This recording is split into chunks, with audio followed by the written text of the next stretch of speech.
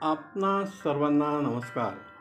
मी रुद्रशेखर जोशी केसरीनंदन आध्यात्मिक यूट्यूब चॅनलमध्ये आपल्या सर्वांचे स्वागत आहे. आज आपण ह्या व्हिडिओत जाणून घेऊया संत श्रेष्ठ श्री नरहरी सोनार यांच्या चरित्रातील एक प्रसंग.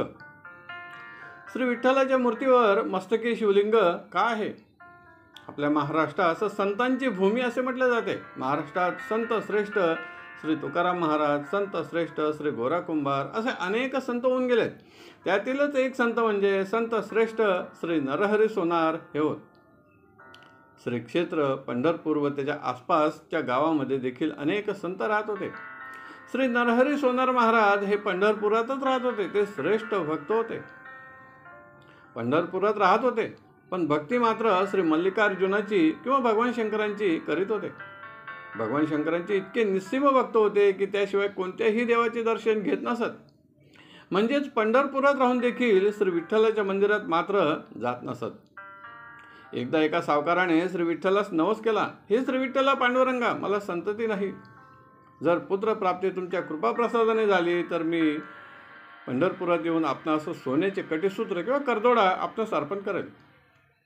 सावकाराने नवस केला आणि एका वर्षातच पांडुरंगाची त्यांच्यावरती कृपा झाली व पुत्र प्राप्त झाला. त्यास आनंद झाला. पती पत्नी आनंदी झाले. सावकाराने विचार केला, नवस तर फेडायला हवा. म्हणून तो श्री विठ्ठलाच्या दर्शनास पंढरपुरात आला. पांडुरंगाचे दर्शन घेतले व पुजारीस विचारले, येथे कुणी सोन्याचा करदोडा तयार करून देणारे सोनार आहेत का? मी पांडुरंगास नवस केला होता, मला पुत्र प्राप्त झाला तर मी तुला सोन्याचा करदोडा अर्पण करेल. आज मला तो नवस पूर्ण करायचा आहे. त्यासाठी आपण सोनाराचे नाव सांगावे. मी तेथे जाऊन त्यांच्याकडून करदोडा तयार करून आणतो. पुजारीने श्री नरहरी सोनार यांचे नाव सांगितले. सावकार त्यांच्याकडे गेले व त्यांना सर्व वृत्तांत सांगितला व सोन्याचा रत्नजडित करदोडा किंवा कटीसूत्र तयार करून द्यावे असे सांगितले व त्यासाठी तुम्ही श्री विठ्ठलाच्या मंदिरात माझ्यासोबत यावे व मूर्तीच्या कमरेचे माप घ्यावे.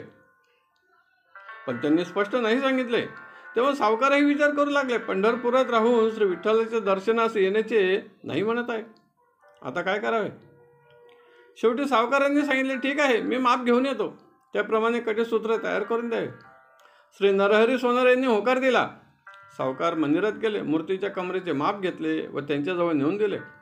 थोड्या वेळात त्यांनी तयार करून दिले. सावकारांनी श्री पांडुरंगाची षोडशोपचारे पूजा केली, अभिषेक केला.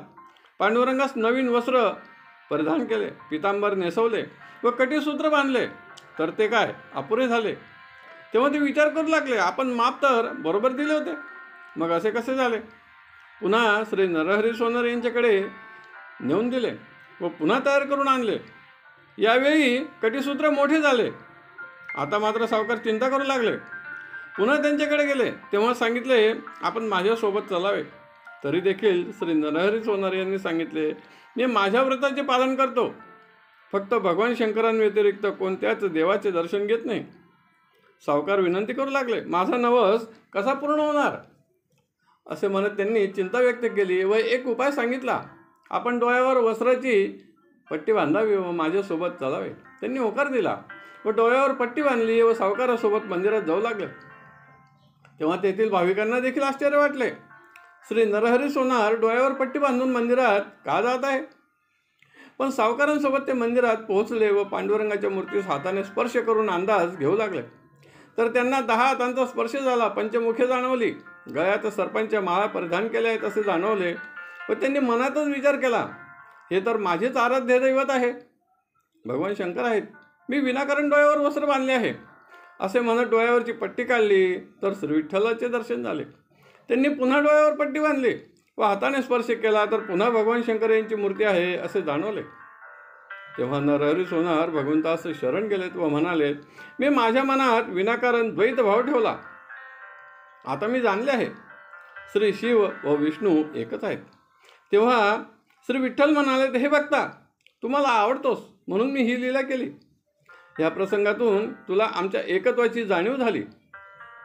तेव्हापासून श्री पांडुरंगाच्या मस्तकी शिवलिंग आहे. असा हा कथाप्रसंग श्री भक्तविजय ग्रंथ अध्याय 20 मध्ये वर्णित आहे.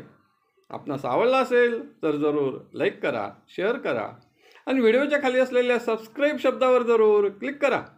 धन्यवाद. नमस्कार. जय केसरीनंदन.